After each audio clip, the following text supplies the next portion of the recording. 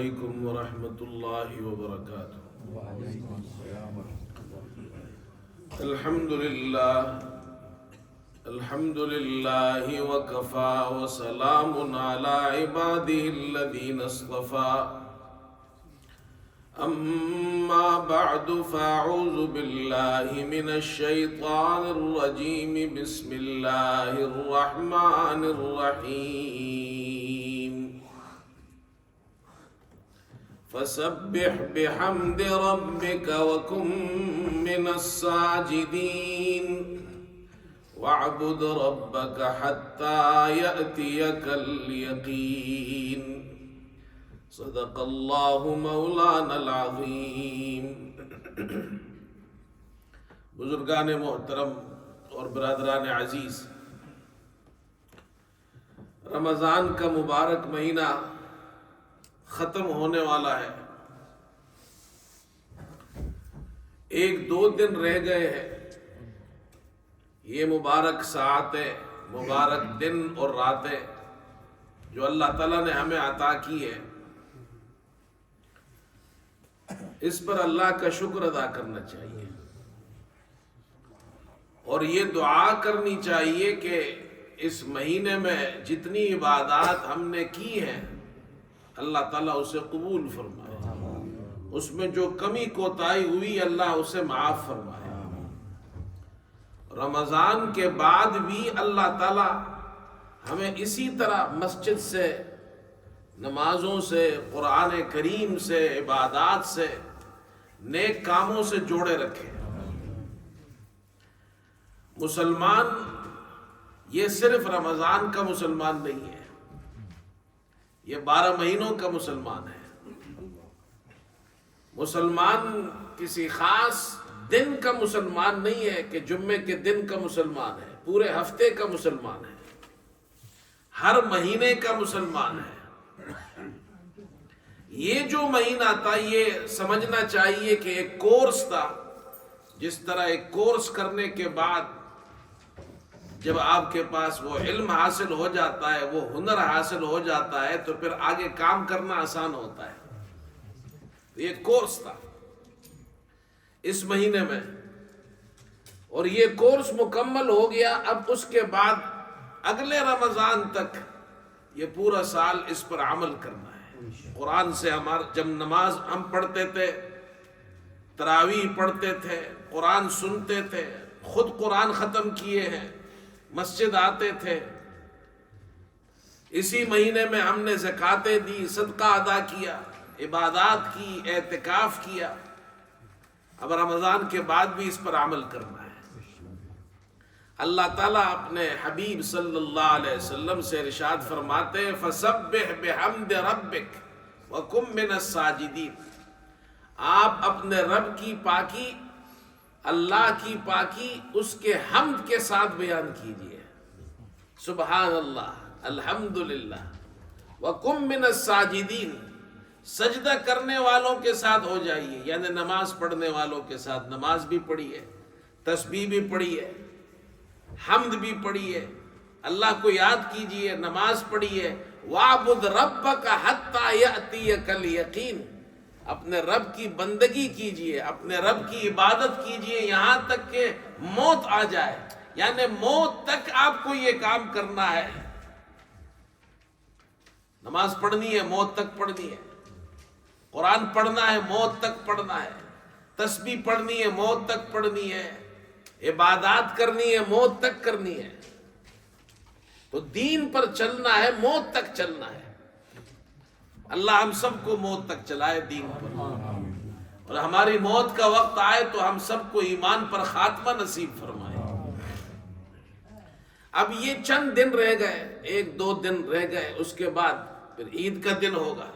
رمضان کے اختتام پر اللہ تعالیٰ مسلمانوں کو پھر جیسے ہی مہینہ ختم ہوتا ہے، اگلا مہینہ شروع ہوتا ہے، شوال کا پہلا دن آتا ہے، تو اللہ تعالیٰ ہمیں عید کا دن عطا فرماتے ہیں۔ یہ خوشیوں کا دن ہے، اسی لیے عید کے دن روزہ رکھنا منع ہے۔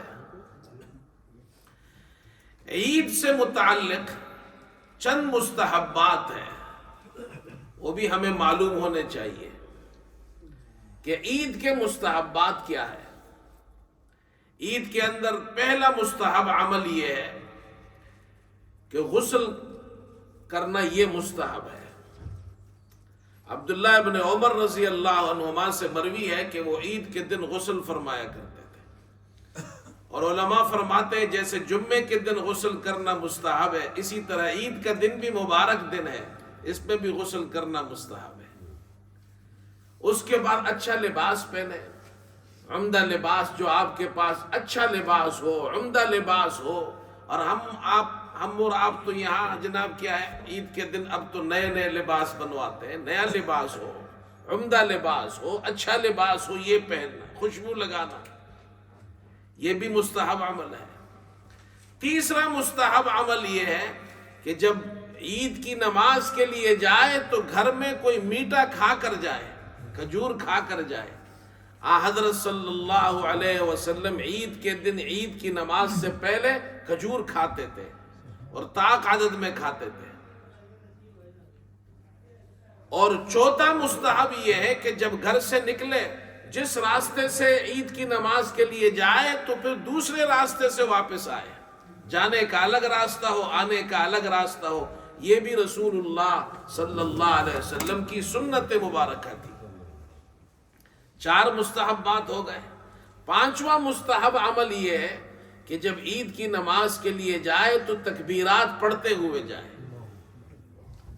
مصنف ابن ابی شیبہ میں ہے کہ مسلمان جب عید کی نماز کے لیے جاتے تھے تکبیرات پڑھتے ہوئے جاتے تھے، یہاں تک کہ عیدگاہ اور جہاں عید کی نماز ہوتی تھی وہاں پہنچ جاتے تھے، تکبیرات پڑھتے تھے، یہاں تک کہ امام صاحب آ جاتے تھے۔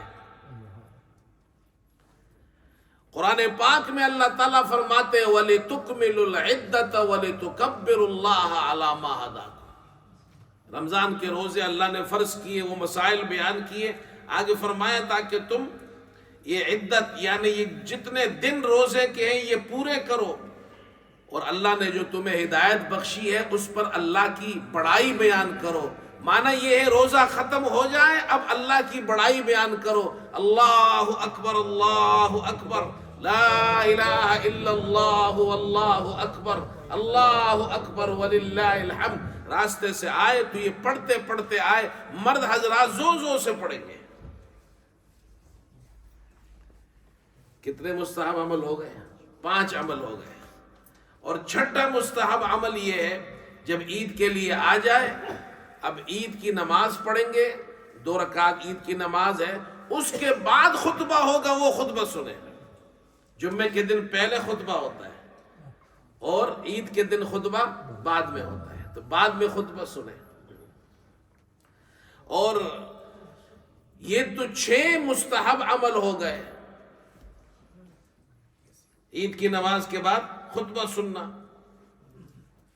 اور ایک عمل وہ ہے جو واجب ہے، اور وہ ہے صدقہ فطر۔ عید کی نماز سے پہلے صدقہ فطر ادا کرے۔ تو یہ عید کے مستحبات بیان کر دیے ہیں کہ عید کے دن ہمیں یہ کام اس طرح کرنا چاہیے، اس طرح ہمیں اپنے دن کا آغاز کرنا چاہیے عید کے دن کا۔ عید کے دن صدقہ فطر ادا کرتے ہیں۔ صدقہ فطر ہم کیوں ادا کرتے ہیں؟ رمضان کے مہینے میں ہم نے روزے رکھے، رات کو تراویح کی عبادت ادا کی، قرآن سنا، حفاظ نے قرآن سنایا، ہم نے قرآن سنا، آپ نے قرآن سنا، مسلمانوں نے قرآن سنا اور پڑھا۔ اب جیسے ہی رمضان کا مہینہ ختم ہوا، عید کا دن آتا ہے، رسول اللہ صلی اللہ علیہ وسلم نے زکوٰۃ الفطر یعنی صدقہ فطر ادا کرنے کا حکم دیا ہے۔ اس کی وجہ کیا ہے؟ اس لیے کہ ہم گنہگار ہیں، ہم سے غلطی ہو جاتی ہے، خطا کار ہے، ہم بڑے کمزور ہیں۔ روزے دار ہے، روزہ رکھا اس نے، عبادت کی، لیکن کمزور ہے۔ اور کمزوری کیا ہے؟ اس نے روزے کے اندر کوئی فضول باتیں کی ہوں گی، کوئی فحش بات کی ہوگی، کوئی گناہ ہو گیا ہوگا۔ آپ صلی اللہ علیہ وسلم نے روزے کے بعد صدقہ فطر رمضان کے بعد عید سے پہلے مقرر فرمایا ہے، کیوں فرمایا؟ فرمایا کہ طہرۃ للصائم من اللغو والرفث، اس سے جو فضول کام ہو گئے، فضول باتیں ہو گئی، بے حیائی کی فحش باتیں اس کی زبان سے نکلی ہوگی روزے میں، کمزور ہے انسان، ہو جاتے ہیں گناہ، یہ جو گناہ ہوئے ہوں گے صدقہ فطر سے اللہ تعالیٰ ان گناہوں کو معاف کر دے گا۔ یہ ہے صدقہ فطر کا فائدہ۔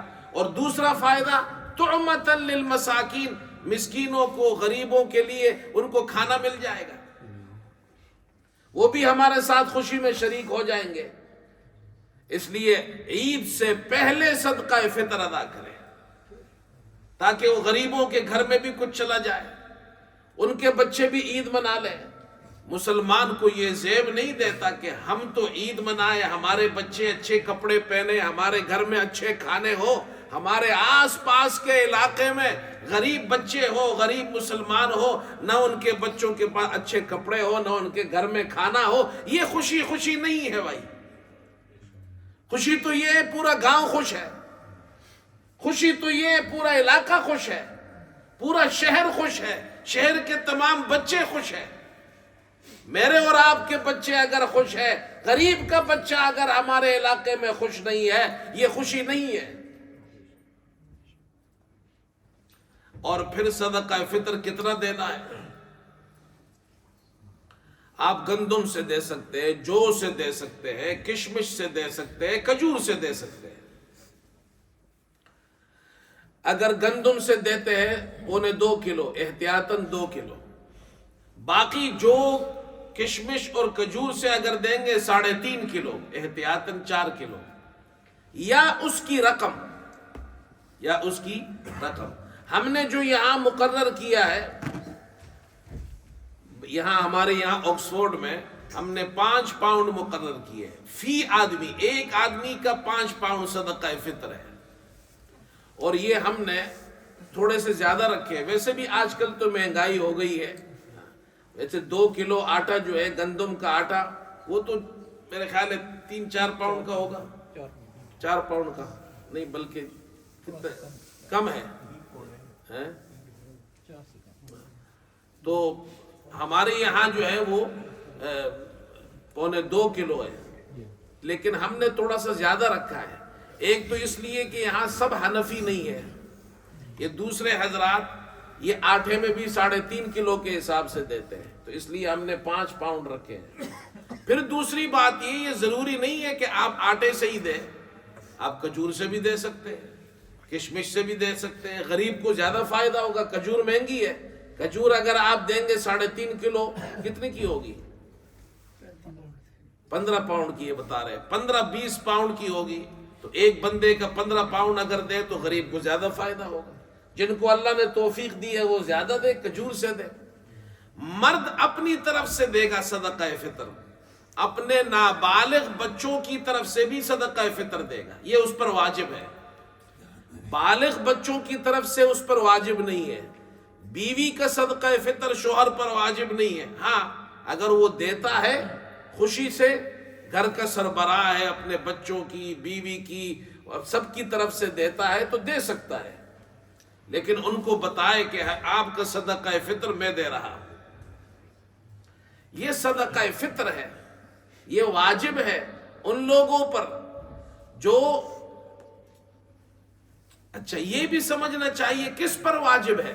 ایک آدمی ایسا ہے زکوٰۃ نہیں دیتا، نصاب اس کے پاس زکوٰۃ کا نہیں ہے، لیکن اس کے پاس ضرورت کی چیزیں، ضرورت سے زیادہ اس کے پاس ایسی چیزیں گھر میں موجود ہیں جس پر زکوٰۃ واجب نہیں ہوتا، لیکن ان چیزوں کو اگر جمع کرو تو وہ چاندی کے نصاب تک 52.5 تولہ چاندی تک اس کی قیمت پہنچ جاتی ہے، ایسے شخص پر صدقہ فطر واجب ہے۔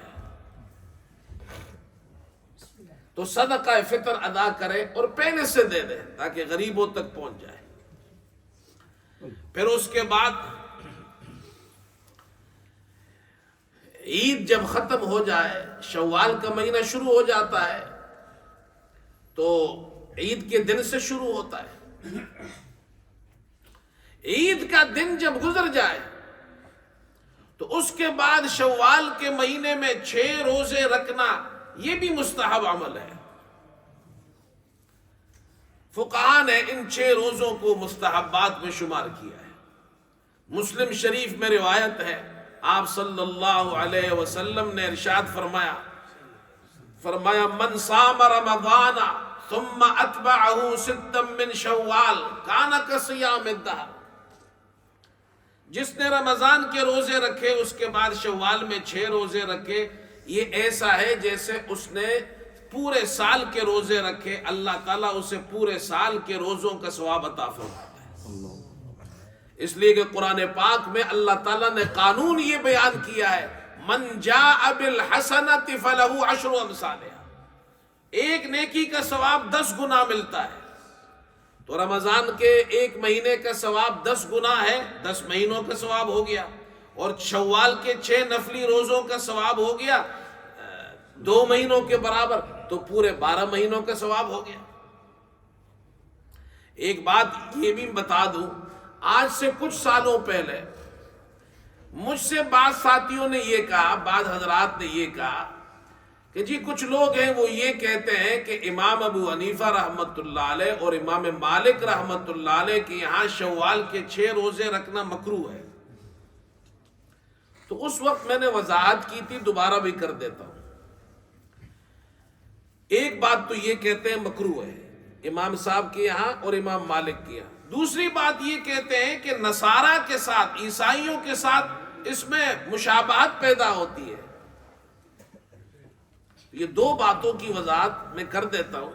پہلی بات یہ، نصارہ کے ساتھ اس میں تشبہ نہیں ہے، مشابہت نہیں پیدا ہوتی، اس لیے کہ نصارہ پر بھی اللہ نے روزے فرض کیے تھے۔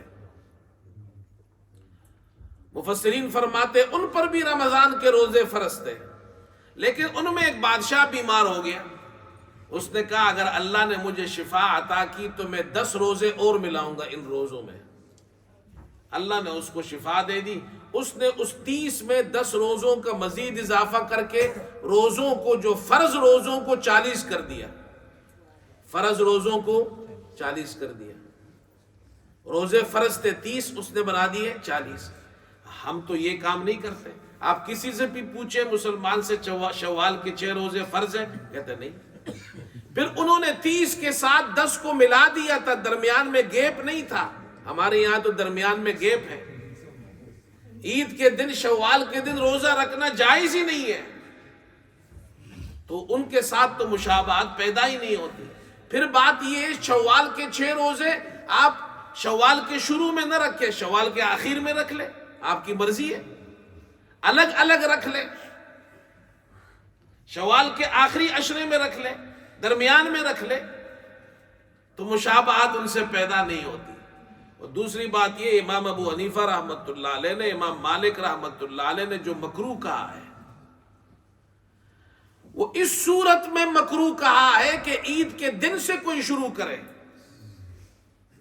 عید کے دن روزہ رکھنا مکروہ ہے، حرام ہے، مکروہ تحریمی ہے۔ یہاں اس وجہ سے مکروہ ہے کہ حضور صلی اللہ علیہ وسلم نے عید کے دن روزہ رکھنے سے منع کیا ہے، اور امام ابو حنیفہ، امام مالک یہ متقدمین ہے، متقدمین کے یہاں مکروہ سے مراد مکروہ تحریمی ہوتا ہے، اور مکروہ تحریمی وہی چیز ہوتی ہے جس پر حدیث سے دلیل ہو، خبر واحد سے، اور حدیث میں ہے کہ عید کے دن روزہ رکھنا منع ہے۔ اسی لیے امام صاحب کہتے ہیں کہ عید کے دن سے شوال کا روزہ رکھنا یہ مکروہ ہے، یہ مکروہ تحریمی ہے، یہ جائز نہیں ہے۔ اور یہی امام مالک کے یہاں بھی یہی مسئلہ ہے۔ چنانچہ بدائع الصنائع میں، یہ فقہ حنفی کی کتاب ہے، امام ابو یوسف نے یہی تشریح کی ہے کہ ان حضرات کے یہاں مکروہ اس صورت کے اندر ہے کہ عید کے دن سے رکھے۔ ابن عبد البر یہ مالکی فقہ کے امام ہیں، اندلس میں تھے، استذکار ان کی کتاب ہے، وہ بھی یہی بات کہتے ہیں۔ امام مالک کے یہاں مکروہ اس وقت ہے، یعنی مکروہ تحریمی، جب اس کو روزوں کی طرح شوال کے روزوں کو بھی فرض سمجھے۔ ابو الولید باجی یہ مالکی عالم ہے، وہ بھی کہتے امام مالک کے یہاں مکروہ اس وقت ہے جب اس کو عید کے ساتھ، یعنی عید سے شروع کرے، تو عید سے شروع کریں گے تو مکروہ ہے، اور عید سے شروع نہیں کریں گے پھر مکروہ نہیں ہے. آپ مجھے بتائیں اگر ایک آدمی شوال کے آخری عشرے میں روزے رکھتا ہے تو کیا کسی کے یہاں مکروہ ہے؟ وہ نہیں. کیوں مکروہ ہے؟ کیا شوال کے پورے مہینے میں نفلی روزہ رکھنا مکروہ ہے؟ تو امام صاحب اور امام مالک نے جو مکروہ کہا ہے وہ اسی لیے کہا ہے کہ عید سے شروع مت کرو. بہرحال یہ 6 روزے رکھے اور یہ 6 روزے مستحب ہے، اس پر ثواب ملتا ہے، پورے سال کے روزوں کا ثواب ملے گا. رمضان کے روزے بھی ہو گئے اور یہ بھی ہو گئے. الگ الگ بھی رکھ سکتے ہیں، اکٹھے بھی رکھ سکتے ہیں، درمیان میں بھی رکھ سکتے ہیں. شوال کا پہلا دن عید کا دن چھوڑ کے اس کے بعد آپ پورے مہینے میں جب چاہے رکھیں.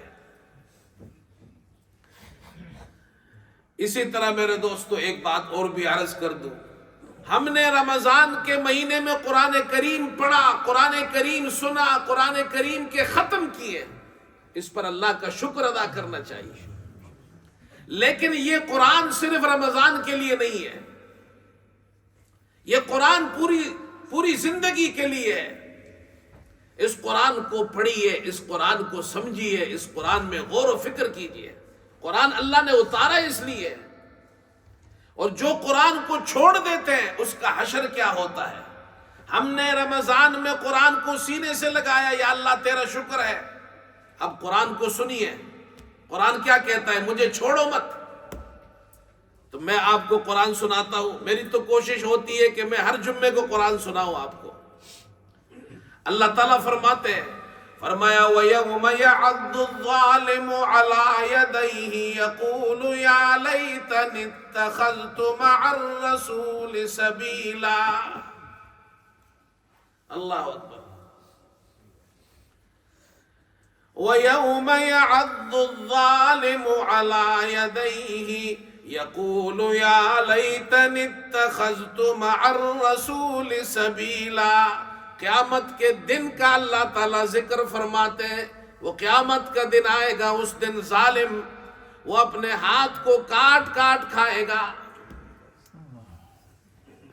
جس نے رسول کی مخالفت کی، جس نے قرآن کی مخالفت کی، جس نے اللہ کے دین کو نہیں مانا، وہ ظالم اپنے ہاتھ کو کاٹ کاٹ کھائے گا اور کہے گا یقول یا لیتنی اتخذت مع الرسول سبیلا. اور وہ قیامت کے دن افسوس کرتے ہوئے کہے گا کاش کہ میں نے رسول کے ساتھ راستہ اپنا لیا ہوتا، یعنی دین کے راستے پر رسول کے ساتھ چلتا. کاش کہ میں بھی رسول کے ساتھ اسی راستے پر، دین کے راستے پر چلتا. یا لیتنی اتخذت مع الرسول سبیلا یا ویلتا لیتنی لم اتخذ فلانا خلیلا.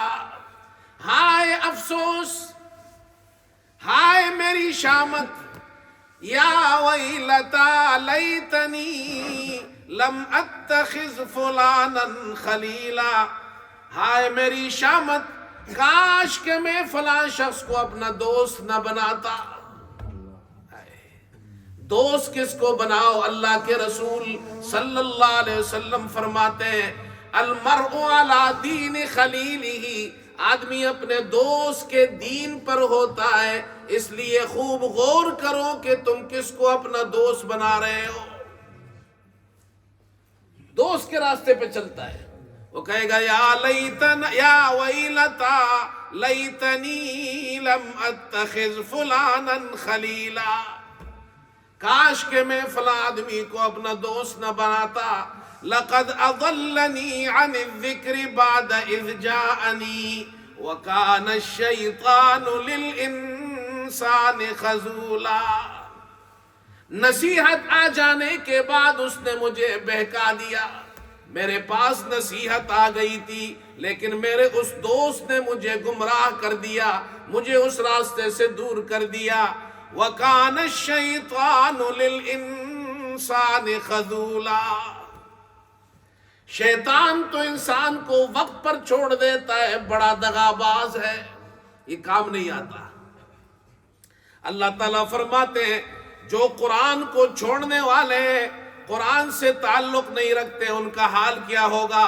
وقال الرسول یا رب ان قوم اتخذوا هذا القرآن مہجورا. اللہ کے نبی صلی اللہ علیہ وسلم قیامت کے دن ایسے لوگوں کی شکایت لگائیں گے اور اللہ کی دربار میں عرض کریں گے یا رب اے میرے رب ان قوم اتخذوا هذا القرآن مہجورا، میری قوم نے قرآن کو چھوڑ دیا تھا، نظر انداز کر دیا تھا. اللہ کے رسول شکایت لگائے اور اللہ کے دربار میں لگائے تو پھر ایسے لوگوں کا حال کیا ہوگا؟ اللہ کے رسول فرمائیں گے میری قوم نے قرآن کو چھوڑ دیا تھا. یا رب ان قوم اتخذوا هذا القرآن مہجورا. یہ آیت کافروں کے لیے ہے کہ وہ قرآن پر ایمان نہیں لائے، قرآن کو چھوڑ دیا. لیکن یہ مطلب نہیں ہے کہ مسلمان ہے اور قرآن کو پڑھتا نہیں ہے، قرآن کو چھوڑ دیا، اس کے لیے بھی وعید ہے. تو مسلمان ہے، تو ایمان لایا قرآن پر، قرآن کو پڑھتا نہیں ہے، رمضان میں قرآن پڑھ لیا، اب اگلے سال تک چھٹی ہو گئی. حدیث میں آتا ہے، چنانچہ مفسرین نے یہ روایت بھی نقل کی ہے. اسی آیت کے تحت امام قرطبی رحمت اللہ علیہ فرماتے ہیں رسول اللہ صلی اللہ علیہ وسلم نے ارشاد فرمایا جس نے قرآن پڑھا، مسلمان نے، اور قرآن پڑھنے کے بعد پھر قرآن کو گھر میں اس کو معلق کر دیا، اب اس کو ہاتھ نہیں لگاتا ہے، پڑھتا نہیں ہے، اس کے احکامات میں غور و فکر نہیں کرتا، تو اسی حدیث میں آپ صلی اللہ علیہ وسلم نے فرمایا کہ یہ شخص قیامت کے دن ایسی حالت میں آئے گا قرآن اس کے گلے میں لٹکا ہوا ہوگا اور وہ قرآن اللہ سے شکایت کرے گا یا رب ان ھذا اتخذنی مہجورا. اے میرے اللہ، اے میرے رب، قرآن کہے گا کہ اس شخص نے مجھے نظر انداز کر دیا تھا، یہ پڑھتا نہیں تھا، گھر میں قرآن پڑھا ہوا تھا الماری کے اندر لیکن قرآن کو ہاتھ نہیں لگاتا تھا. اتخذنی مہجورا، مجھے چھوڑ دیا تھا. فقضی بینی و بینہ، اللہ میرے اور اس کے درمیان فیصلہ فرما. آج ہمارا بھی یہی حال ہے، رمضان میں قرآن کھولا اور رمضان کے بعد قرآن چھوڑا، رمضان میں قرآن کھولا، رمضان کے بعد قرآن چھوڑ دیا ہم نے. اللہ کی مدد کہاں سے آئے گی؟ اور قرآن ہم سے شکایت کرے گا قیامت کے دن اللہ سے ہمارے بارے میں اگر ہم نے قرآن کو چھوڑ دیا. اور قرآن تو آج بھی شکایت کر رہا ہے. طاقوں میں سجایا جاتا ہوں، آنکھوں سے لگایا جاتا ہوں. یہ قرآن کی فریاد ہے کہ مسلمانوں نے یہ حشر کر دیا ہے. طاقوں میں سجایا جاتا ہوں، آنکھوں سے لگایا جاتا ہوں، تعویذ بنایا جاتا ہوں، دھو دھو کے پلایا جاتا ہوں.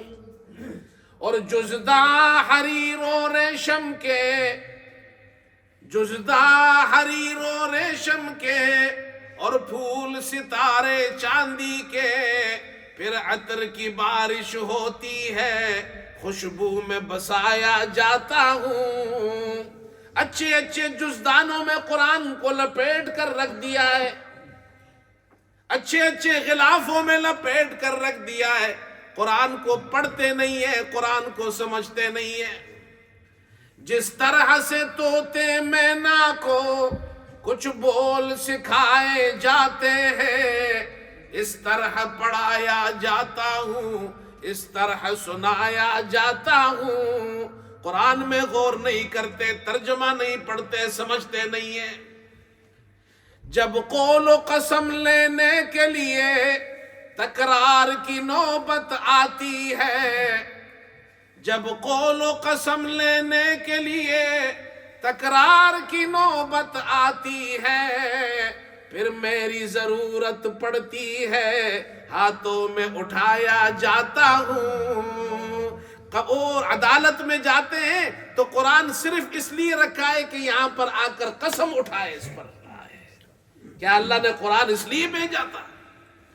جب قول و قسم لینے کے لیے تکرار کی نوبت آتی ہے، پھر میری ضرورت پڑتی ہے، ہاتھوں میں اٹھایا جاتا ہوں، اور کس بزم میں میرا ذکر نہیں، کس بزم میں میرا ذکر نہیں، کس عرس میں میری دھوم نہیں، پھر بھی میں اکیلا رہتا ہوں، مجھ سا بھی کوئی دھوم نہیں۔ ہم نے قرآن کو اکیلا کر دیا ہے۔ ہم قرآن کو صرف رمضان میں اٹھاتے ہیں میرے دوستو، ایسا نہیں ہے، رمضان کے بعد بھی اب قرآن کو پڑھنا ہے۔ اور میں تو ہمیشہ ایک آسان وظیفہ بتاتا ہوں، آج بھی بتا دیتا ہوں، رمضان کے بعد یہ وظیفہ آپ پڑھیں بھی اور اس پر عمل بھی کریں۔ بہت آسان وظیفہ ہے، روزانہ 2 رکعت نفل پڑھیں، اس کا اہتمام کریں، روزانہ 2 رکعت نفل پڑھیں، اس کا اہتمام کریں، کم از کم تھوڑا سا صدقہ کریں، 1 پاؤنڈ آدھا پاؤنڈ، اس کا اہتمام کریں، نفلی روزے کبھی موقع ملے رکھ لیا کریں۔ فائدہ کیا ہوگا؟ حدیث سنیے، اللہ کے رسول صلی اللہ علیہ وسلم نے فرمایا قیامت کے دن نمازوں کا حساب ہوگا، جو فرض ہے، نماز، روزہ، زکوٰۃ، حج۔ اگر نماز کے اندر کوئی کمی ہوئی تو اللہ تعالیٰ فرشتوں سے فرمائیں گے انظروا هل لعبدی من تطوع، کیا اس کی کوئی نفلی نماز ہے؟ تو فرشتے کہیں گے اللہ جی نفلی نماز ہے۔ اللہ فرمائیں گے جو فرضوں میں کمی ہوئی ہے نفل سے پوری کر دو۔ تو نفل کم از کم 2 رکعت نفل روزانہ پڑھے، فرضوں میں کوئی کمی ہوگی قیامت کے دن نفلوں سے پوری ہو جائے گی۔ تھوڑا سا صدقہ کریں، زکوٰۃ میں کمی ہوئی اس سے پوری ہو جائے گی، نفل روزے رکھ لیا کریں، اللہ موقع دے، فرضوں میں کمی ہوگی، یہ شوال کے 6 روزے آ رہے ہیں، یہ رکھ لیا کریں، فرضوں میں کمی پوری ہو جائے گی۔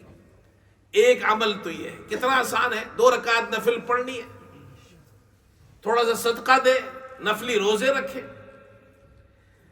اور دوسرا عمل بھی بڑا آسان ہے، 5 منٹ کا کام ہے، نفل نماز میں بھی 2 منٹ 3 منٹ لگیں گے، 5 منٹ کا کام ہے، رات کو سونے سے پہلے قرآن اپنے سرہانے رکھے، سونے سے پہلے 1 صفحہ 2 صفحہ قرآن پڑھے بھی اور اس کا ترجمہ کرے، اردو میں، انگریزی میں، بنگالی میں، پشتو میں، کسی بھی زبان میں اس کو پڑھے، ترجمہ کرے، میرا اللہ مجھ سے کیا کہتا ہے۔ یہ قرآن کا حق ہے، اور قرآن قیامت کے دن پھر سفارش کرے گا ایسے شخص کے حق میں۔ بس یہ 2 کام آپ کریں، کتنا آسان بتا دیا۔ 2 رکعت نفل پڑھے، صدقہ خیرات تھوڑا سا کر لیا کرے، روزے نفلی رکھ لیا کرے، موقع ملے 2 اور 5 منٹ رات کو قرآن کھول کر اس کا ترجمہ پڑھ لیا کرے۔ اللہ ہم سب کو عمل کی توفیق عطا فرمائے۔ وآخر دعوانا ان الحمدللہ رب العالمین۔